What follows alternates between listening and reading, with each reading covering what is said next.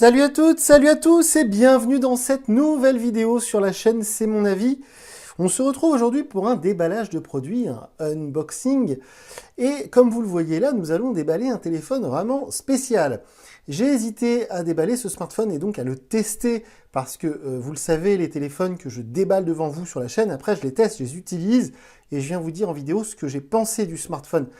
Mais c'est vrai que ce téléphone-là, il est vraiment spécial. J'ai lancé la chaîne il y a maintenant un peu plus de 4 ans, c'était en mai 2017. Et c'est vrai que depuis le lancement de la chaîne, c'est la première fois que j'ai une telle situation avec un smartphone, donc le Redmi Note 8, qui est réédité dans une version plus récente, mais qui est au niveau matériel inchangé. C'est-à-dire que, pour vous donner un exemple, le Huawei P8 ou P7, enfin chez Huawei, fut un temps, la première vidéo, ou presque la première vidéo de la chaîne, si vous remontez toute la chaîne jusqu'à ses débuts, vous retrouverez un test du Huawei P8 2017. Attention, hein, je ne suis pas infaillible au niveau mémoire, mais c'était quelque chose comme ça. Donc c'est-à-dire qu'on a l'habitude d'avoir des produits dans d'autres marques qui gardent le même nom, mais qui change de millésime, si j'ose dire. Donc le fameux Huawei P8 ou P7, je ne sais plus, existait en version 2017, puis 2018, et peut-être même ils avaient fait une version 2019. Mais à chaque fois, le téléphone était changé, c'est-à-dire que le matériel, le hardware, évoluait. C'est-à-dire que le smartphone changeait de design, il changeait de carte mère, ce qu'il y avait dedans, la capacité de l'appareil photo n'était plus la même, etc.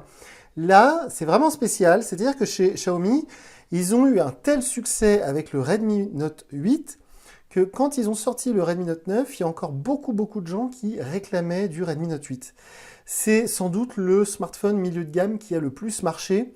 Il y a eu le Redmi Note 7 qui est pour moi voilà, la licorne, c'est-à-dire que c'est vraiment le smartphone qui a tout déclenché. Et donc cette évolution du Redmi Note 7, c'était le Redmi Note 8, est considéré pour beaucoup comme le meilleur smartphone qui a été lancé en Europe par Xiaomi dans cette gamme Redmi. Donc on met à part tous les modèles Mi 9, Mi 8, etc. Et donc ce Redmi Note 8, il a été réédité il y a 2 mois en version 2021. Donc ça c'est vraiment spécial et c'est pourquoi j'étais curieux de tester ce téléphone. J'ai hésité parce que ça fait déjà 2 mois qu'il est sorti et puis je suis tombé dessus en rayon, pour rien vous cacher, en faisant mes courses. Il était vendu chez Leclerc et je me suis dit, eh ben, c'est vrai que je ne l'ai toujours pas testé ce téléphone et je suis vraiment curieux de le faire. Donc on va le déballer ensemble. Alors a priori ce sera exactement le même déballage puisque ce Redmi Note 8, enfin en tout cas la version sortie en octobre 2019, moi je l'avais testé, c'était un très bon smartphone. Et donc 1 an et demi après, eh bien ils ont décidé de faire évoluer uniquement, on va le voir en détail, je vous mets sous la vidéo, je vous mets le lien vers les 2 fiches techniques, comme ça vous pourrez faire la comparaison entre le Redmi Note 8 version 2019 et le Redmi Note 8 version 2021. Vous verrez que c'est le même poids, c'est le même téléphone en fait, hein. C'est le même capteur photo, c'est la même batterie, etc.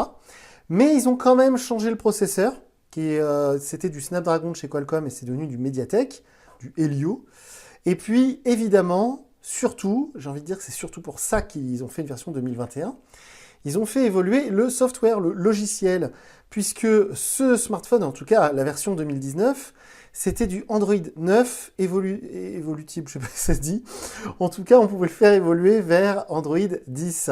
Mais on ne pouvait pas le faire évoluer vers Android 11. Alors que c'est le cas de cette version 2021, évidemment, elle est en version Android 11 avec MIUI 12.5.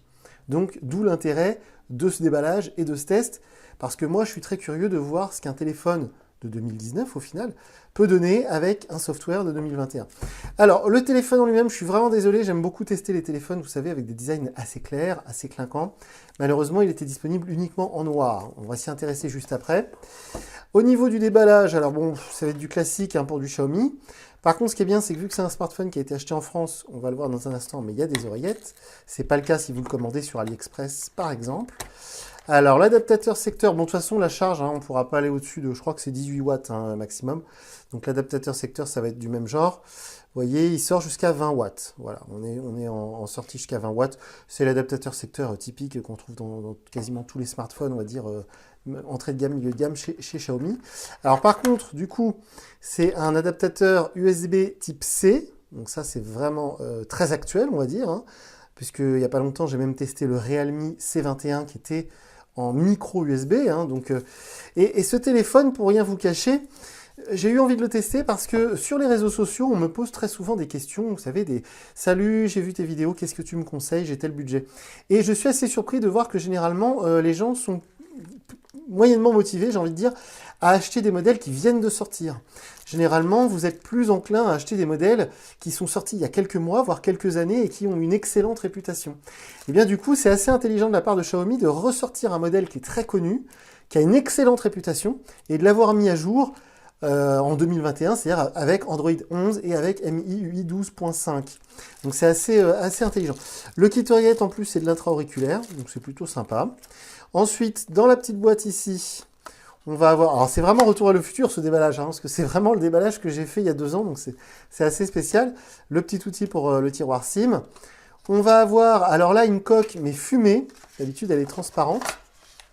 Là, elle est fumée, c'est-à-dire que vous voyez, elle est presque noire, hein, mais toujours un petit peu de transparence, avec le trou pour le lecteur d'empreintes, on va y revenir dans un instant, le guide de démarrage rapide, bon voilà, les informations concernant la sécurité et la santé, et la carte de garantie.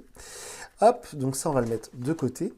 Et donc, le téléphone en lui-même, comme je vous le disais, c'est strictement le même qui est sorti en octobre 2019. Donc, ce qui est assez surprenant, c'est que vous pouvez trouver ce smartphone d'occasion à 100 €, peut-être même moins cher, mais en version 2019. Donc, qui n'aura pas le même processeur, qui n'aura pas le même logiciel interne. Alors, le lecteur d'empreintes à l'arrière, je suis curieux de voir ça au quotidien, parce qu'on n'a plus trop l'habitude, ou alors sur les modèles vraiment entrée de gamme, comme le Realme C21 que j'ai testé il y a quelques jours. Et c'est vrai que ce quadruple capteur photo faisait très forte impression il y a presque 2 ans. Et en fait, c'est surtout ça qui a fait la réputation de ce modèle. Le capteur 48 mégapixels Sony est très très bon, le capteur principal. Il y a aussi du grand angle, il y a aussi un capteur macro, un capteur de profondeur. Il était très très bien pourvu de ce niveau-là, de ce côté-là, pardon, le Redmi Note 8 à l'époque. Donc c'est assez classique. On va enlever la petite protection. Alors, vous voyez, hein, ils nous font un petit rappel des caractéristiques techniques et ils mettent en avant le processeur Mediatek Helio G85, qui est certes un petit peu plus récent et un petit peu plus performant que le Snapdragon qui équipait à l'époque le téléphone. Donc c'est le même capteur photo avec donc l'intelligence artificielle. Alors d'ailleurs je suis content que AI ait disparu un peu de tous les trucs marketing maintenant, hein, mais il y a 2 ans c'est vrai qu'ils mettaient l'intelligence artificielle en avant et en fait ça améliorait pas beaucoup les photos. Donc l'écran, on va y revenir après, mais c'est un écran LCD évidemment en format goutte d'eau avec un traitement Gorilla Glass, donc du coup il n'y a pas besoin de verre trempé, l'écran est déjà on va dire chimiquement traité. Et puis 4000 mAh, alors maintenant ça paraît un peu petit, mais à l'époque c'était vraiment pas mal. Et ça justement c'est quelque chose que je suis curieux de tester. Et alors vous voyez, on est jusqu'à 18 watts, alors j'ai envie de dire seulement, mais à l'époque c'était fast charging, hein, c'était une recharge rapide, 18 watts, ça paraissait assez performant. Mais c'est vrai que maintenant, en 2021, quand on met 200-250 € dans un smartphone, par exemple le Redmi Note 10, ou alors des modèles évidemment plus haut de gamme, Poco F3, tout ça, on va avoir évidemment des charges beaucoup plus puissantes. Alors, la batterie ne faisant que 4000 mAh, normalement en 18 watts, ça charge plutôt vite quand même. Mais je testerai ça comme d'habitude. Donc on va allumer le téléphone ensemble, on va aller jusqu'à la page d'accueil.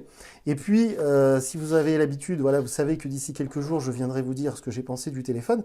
Mais très honnêtement, il ne peut être que très bon. Alors le seul inconvénient, c'est le rapport qualité-prix, parce que le rapport qualité-prix, il était excellent à l'époque, hein, c'était de très très loin, voilà, c'était le Redmi Note 7 quand il est arrivé, c'était vraiment un truc de fou, 200 € pour un tel smartphone, c'était assez incroyable. Donc là évidemment, il n'y a pas de 5G, aujourd'hui à 200 €, on peut trouver de la 5G, par exemple avec le Narzo 30 de chez Realme. Et puis, il y a le fameux Poco M3 Pro. Alors, le M3 tout court va être beaucoup moins cher que ce Redmi Note 8. Puis, le M3 Pro va être dans les mêmes tarifs, mais le M3 Pro fait 5G. Alors après, le débat, c'est surtout au niveau de la qualité photo, au niveau de la performance du téléphone, parce qu'effectivement, les M3 et M3 Pro font de belles photos, mais alors j'ai certains utilisateurs, enfin certains abonnés, on va dire, qui m'ont dit que la qualité vidéo, par exemple, n'est pas terrible. Donc c'est vrai que ce Redmi Note 8 était bien meilleur. Donc c'est assez étonnant. Pour faire une métaphore avec l'automobile, j'aime bien faire ce genre de comparaison. C'est un petit peu comme quand Peugeot a fait la 206 Plus il y a quelques années. Je ne sais pas si vous vous intéressez à l'automobile, mais quand Peugeot a lancé la 207, certains clients ont moyennement apprécié le nouveau design et ont regretté que la 206 s'arrête. Donc chez Peugeot, ce qu'ils ont fait, c'est qu'ils ont fait une 206 Plus. Donc c'était la face avant de la 207, mais c'était une 206 pour satisfaire les utilisateurs qui regrettaient la 206, qui la trouvaient meilleure que la 207. Donc c'est exactement pareil avec ce Redmi Note 8. Alors vous voyez, comme d'habitude, ça je crois d'ailleurs que ça, en tout cas chez Concurrence, ça a disparu. On nous propose deux modes. On nous propose un mode à la Huawei, j'ai envie de dire, c'est-à-dire toutes les applications sur le bureau, et puis un mode, je dirais, plus Android actuel, hein, où on sort le tiroir d'applications, quelque chose qui me paraît plus pratique au quotidien. Donc évidemment, le lanceur, ça va être le lanceur d'origine de MIUI 12, mais ce qui est drôle, ce qui est fou même de se dire, c'est que du coup, on a le même logiciel que sur le Mi 11, par exemple, qui est un smartphone qui coûte, le Mi 11 Ultra, il coûte 1 200 €. Hein. Donc on a là un smartphone sorti il y a 2 ans, sorti en 2019 en tout cas, et équipé d'un processeur vraiment pas cher, hein, parce qu'il fait 4G, c'est un processeur Mediatek, donc ça doit vraiment leur coûter que quelques dollars. Et on a le logiciel MIUI 12.5, le même que vous allez retrouver sur un Pocophone F3, sur un Mi 11i, sur un Mi 11 Ultra, enfin voilà, c'est assez drôle, et d'ailleurs c'est une très bonne chose, une très très bonne chose. Alors l'écran LCD, j'en ai pas parlé, j'en reparlerai dans ma vidéo de test, mais à l'époque, il faisait figure de très très bel écran LCD. Aujourd'hui, sur un Redmi Note 10, la version standard, hein, pas la version Pro ni la version 5G, vous allez avoir un écran AMOLED qui sera évidemment un peu meilleur en colorimétrie, qui sera un peu meilleur dans tout ce qui est noir. Alors, il paraît, les fans de photographie disent qu'un écran LCD a des rendus plus naturels au niveau des couleurs, au niveau des photos, que les écrans AMOLED. C'est déjà ce qui était reproché du temps du Galaxy S2 de chez Samsung, donc pour vous dire que ça ne date pas d'hier. Mais voilà, certains disent que les écrans AMOLED ont tendance à proposer des couleurs un peu saturées et pas très réalistes. Alors, c'est assez long pour se retrouver sur la page d'accueil, et j'ai appris avec le temps, avec l'expérience, que c'est pas forcément mauvais signe. On a des smartphones où on arrive très vite sur la page d'accueil. Quand je parle de ça, je parle au premier allumage, évidemment. Hein. Et il y a des smartphones où le chargement vers la page d'accueil est ultra rapide et le téléphone n'est pas plus performant pour autant. Ça dépend un petit peu de tout ce qui est chargé. Là, vous voyez, chargement des applications. J'ai peur qu'il y ait quand même quelques applications sponsorisées. Hein. Malheureusement, chez les constructeurs chinois, c'est assez habituel. Et même chez Samsung, hein, qui est coréen, maintenant Samsung le fait aussi. Hein. Il nous préinstalle tout un tas d'applis, certaines même qu'on ne peut pas enlever. Donc, autant vous dire que... Alors, ça y est, c'est terminé. On va pouvoir, voilà, comme ils disent, on va pouvoir faire sensation. Le fond d'écran est très sympa. Donc voilà, on est sur la page d'accueil MIUI 12.5. Donc ça, c'est assez chouette. Ce qui est chouette aussi, c'est que du coup, ils ont chargé la dernière version de leur interface dans ce smartphone. C'est-à-dire qu'il n'y a même pas besoin de le mettre à jour. Il est déjà avec la toute dernière version. Ça, c'est vraiment chouette. Donc vous voyez, à propos de l'appareil, MIUI Global 12.5.1. Donc ça, c'est assez cool. D'ailleurs, le téléphone, j'ai l'impression qu'il a planté. Non, ça y est. Je lui en demande peut-être beaucoup, là. Il vient de s'allumer. Voilà, je lui en demande peut-être un peu beaucoup. Voilà, ça y est. Donc, on est bien sur la version 12.5. Voilà, avec 64 Go de stockage. J'ai oublié de préciser, avant de vous quitter, que c'est la version avec 4 Go de mémoire vive. Parce qu'il est possible, sur AliExpress notamment, et sur d'autres sites comme ça, de trouver une version avec 3 Go de mémoire vive. Mais normalement, vous ne la trouverez pas officiellement en France. En France, la version de base, à 199 €, c'est 4 Go de mémoire vive et 64 Go de stockage. Donc voilà pour le déballage de ce Redmi Note 8 version 2021, un déballage vraiment spécial. Eh bien écoutez, si vous avez des questions, comme d'habitude sous la vidéo, je vous mets le lien vers mon compte Twitter, parce que, encore une fois, je précise que les commentaires YouTube, je les laisse ouverts, mais je les lis pas. Donc si vous posez vos questions dans les commentaires YouTube, peut-être que certains pourront vous répondre, mais pas moi. Donc si vous voulez vraiment me poser une question, peut-être à propos de ce smartphone en particulier, n'hésitez pas à vous adresser à moi, via Twitter. Donc voilà pour le déballage de ce Redmi Note 8. Moi, je vous dis à très bientôt pour une nouvelle vidéo sur la chaîne. Salut!